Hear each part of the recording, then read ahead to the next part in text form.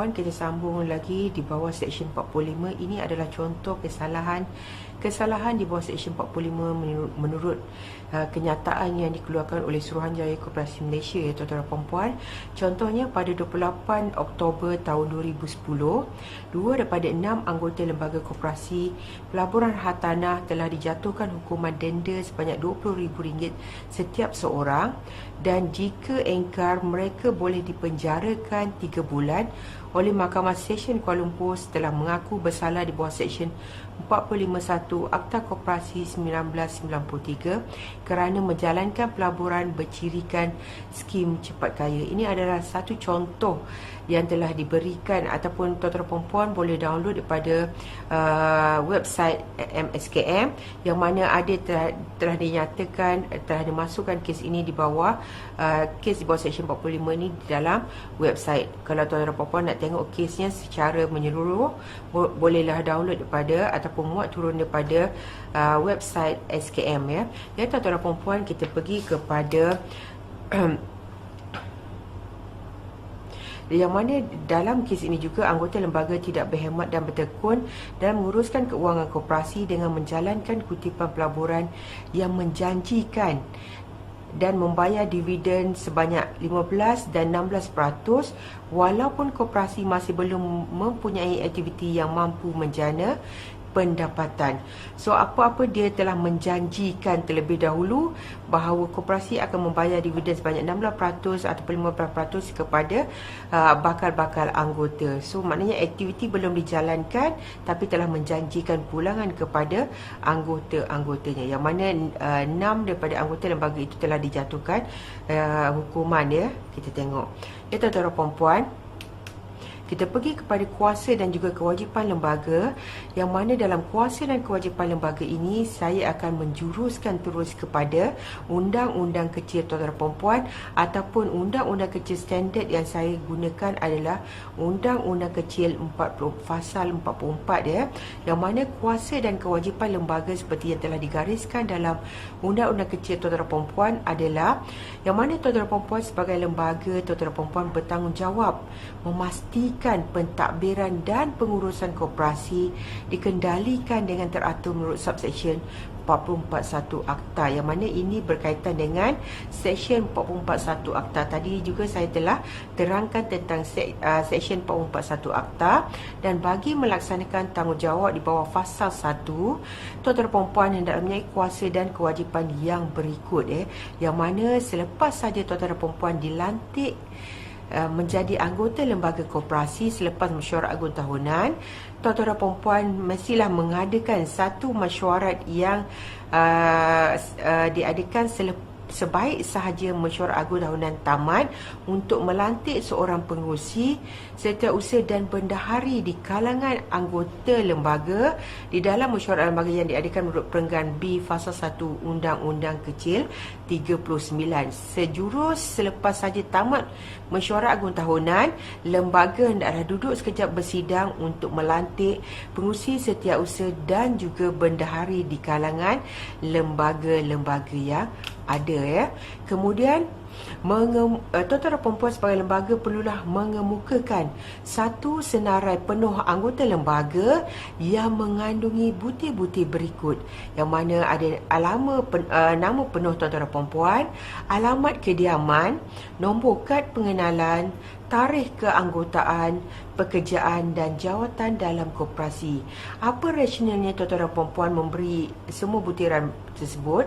Sebab bila kita menjadi anggota lembaga koperasi, inilah senarai-senarai yang perlu kita hantar kepada Suruhanjaya supaya Suruhanjaya boleh memantau sama ada tuan-tuan perempuan menjadi anggota lembaga lebih pada satu koperasi, dan jika menjadi anggota lembaga lebih pada satu koperasi dan tidak membuat pengisytiharan ataupun pendedahan, maka tuan-tuan perempuan boleh diambil tindakan oleh Suruhanjaya Koperasi Malaysia ya, yang mana kita boleh cek ataupun kita boleh semak melalui nombor kad pengenalan tuan-tuan perempuan ya, yang mungkin alamat kita boleh tipu tapi nombor kad pengenalan hanya satu saja yang ada di Malaysia ini ya tuan-tuan perempuan. Tarikh keanggotaan. Apa rasionalnya tarikh keanggotaan? Sebab tarikh keanggotaan ini ialah untuk memastikan yang tuan-tuan tuan-tuan dan puan-puan yang dipilih menjadi lembaga itu telah cukup dengan tempoh 2 tahun menjadi anggota, barulah boleh menjadi anggota lembaga. Pekerjaan tuan-tuan dan puan-puan sama ada di sektor kerajaan ataupun swasta, dan jawatan yang tuan-tuan dan puan-puan pegang di dalam koperasi. Contohnya tuan-tuan dan puan-puan dilantik sebagai setiausaha, tulislah jawatan sebagai setiausaha. Kalau tak ada jawatan 3 jawatan utama, mungkin kita tulis jawatan kuasa biro, jawatan kuasa kecil, ataupun biro, ataupun exco dan sebagainya, ya. Ini senarai anggota lembaga ini hendaklah dihantar dalam tempoh 15 hari selepas sahaja tamat mesyuarat agung tahunan kepada Suruhanjaya melalui perenggan 14.1A Akta. So maknanya ini bukan suka-suka SKM nak, tapi ini adalah terkandung di bawah Akta Koperasi 1993 subsection 14.1A, ya. Apa-apa perubahan tentang butir-butir berkenaan hendaklah dimaklumkan kepada Suruhanjaya secara bertulis dalam tempoh 15 hari dari tarikh berlakunya perubahan tersebut. Contohnya, kita dah berpindah rumah, kita kena nyatakan ataupun maklumkan kepada Suruhanjaya bahawa kita telah bertukar alamat. Dan ataupun pekerjaan, sebelum ni kita bekerja dengan kerajaan, kemudian kita dah pencen, kita kena maklumkan kepada Suruhanjaya dalam tempoh 15 hari daripada tarikh berlakunya perubahan tersebut. Saya harap tuan-tuan dan puan-puan, terutamanya setiausaha, kena alert dengan perkara-perkara yang perlu kita hantar kepada Suruhanjaya sebaik saja mesyuarat agung tahunan berlalu, ya. Ya, saya harap tuan-tuan dan puan-puan faham, ya. Kemudian yang C, Undang-Undang Kecil 44C menimbang dan menerima permohonan keanggotaan. Yang mana kalau kita tengok dalam bahagian ini, menimbang dan menerima permohonan keanggotaan adalah melalui mesyuarat lembaga ataupun lembaga sendiri yang boleh menerima permohonan keanggotaan. Tapi kalau kita nak buang anggota daripada koperasi, kita mestilah melalui mesyuarat agung dan mengikut prosedur yang telah ditetapkan. Kita tak boleh buang anggota begitu sahaja, ya. Itu nanti kita kena jelaskan, kita ada bagi hak kepada dia untuk membela diri, kita hantar surat, kita minta dia tulis surat tunjuk sebab kenapa dia tidak harus dibuang dan sebagainya. So ada prosedur yang perlu kita lalui kalau kita nak membuang anggota kita. Kita kalau daripada segi penerimaan, anggota lembaga sendiri yang boleh menerima permohonan keanggotaan, tapi buang mestilah melalui mesyuarat agung tahunan. Ya, tuan-tuan dan puan-puan. Kemudian D, kita tengok meluluskan dan mengesahkan pemindahan dan penebusan share anggota. Kalau misal kata kita ada anggota yang nak buat pemindahan, so kita kena luluskanlah. Kemudian E, kita melantik seorang pegawai yang bergaji tetap atas sebuah firma bagi menjalankan mana-mana tugas setiausaha. Kadang-kadang setiausaha ni kerja hakikinya adalah terlalu sibuk, so dia tak boleh melaksanakan tugas dia. Kita boleh, ya, anggota lembaga boleh melantik pegawai yang bergaji tetap ataupun sebuah firma yang untuk menjalankan tugas-tugas setiausaha, dengan syarat pegawai yang dilantik itu tidak boleh menjadi anggota lembaga.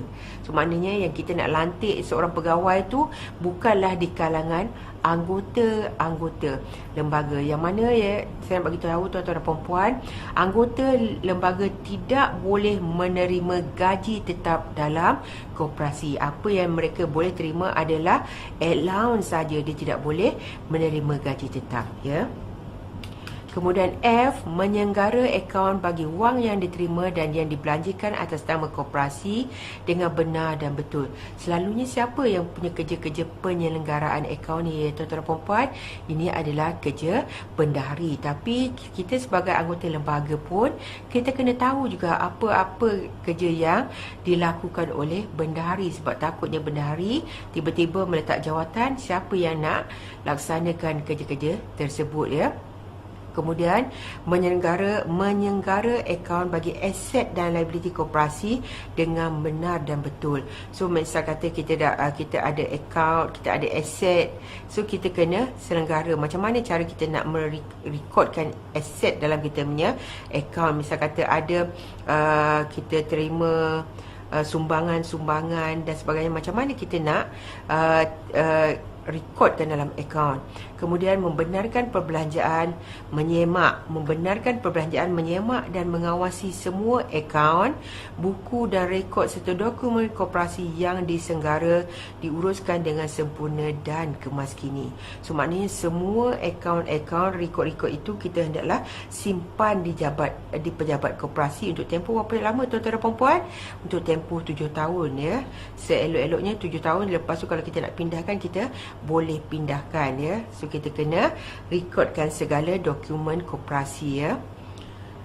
Kemudian membentangkan kepada mesyuarat agung tahunan. So apa yang tuan-tuan dan puan-puan perlu lakukan adalah untuk membentangkan kepada mesyuarat agung tahunan akaun perdagangan. Kita dah tahu akaun perdagangan apa, akaun untung rugi, apa-apa penyata sebagaimana yang ditentukan oleh Suruhanjaya.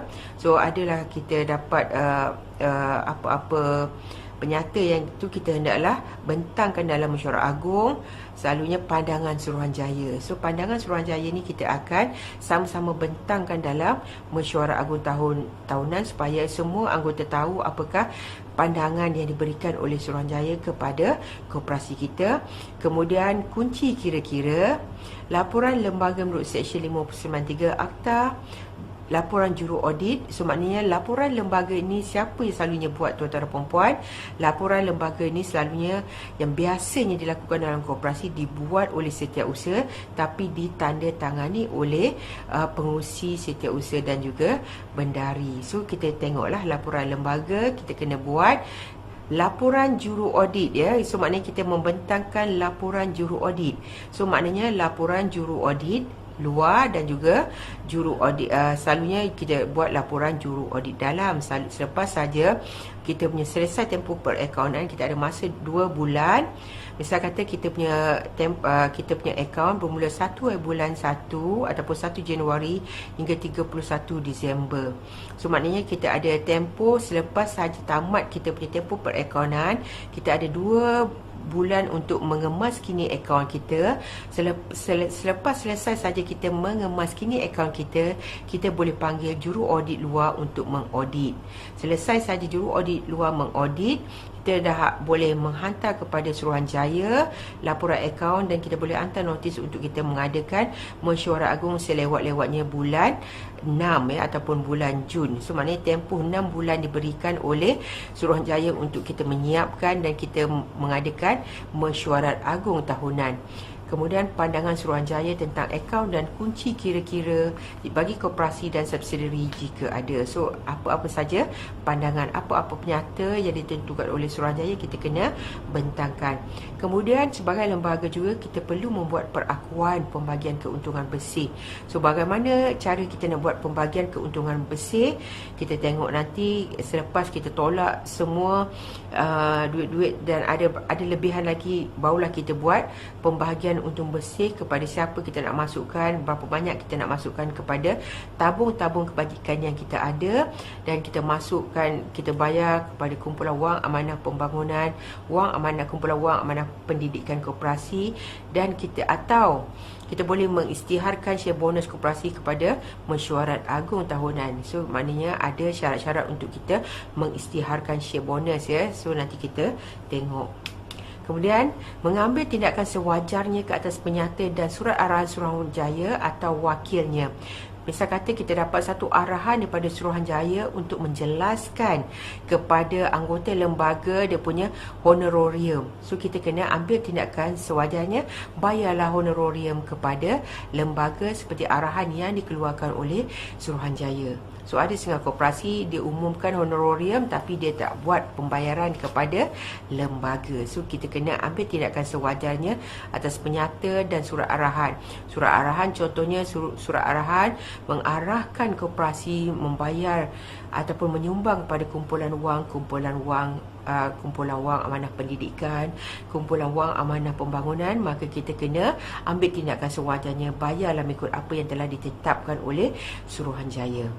Kemudian membentangkan laporan jawatan kuasa audit dalaman dalam mesyuarat agung tahunan. Kita tahu ya, jawatan kuasa audit dalaman kena membuat laporan kepada lembaga dan juga laporan kepada Suruhanjaya. So maknanya dia ada kena buat 4 laporan, maknanya laporan yang dibuat 3 bulan sekali kepada lembaga, 3 bulan sekali kepada Suruhanjaya dan sekali setahun kepada mesyuarat agung tahunan. So maknanya apa-apa laporan yang dikeluarkan oleh jawatan kuasa audit dalaman hendaklah dibentangkan di dalam mesyuarat agung tahunan, sebab supaya kita boleh buat penambahbaikan terhadap kita punya lembaga. So apa-apa teguran yang dibuat tu janganlah kita sebagai lembaga mudah melenting ya.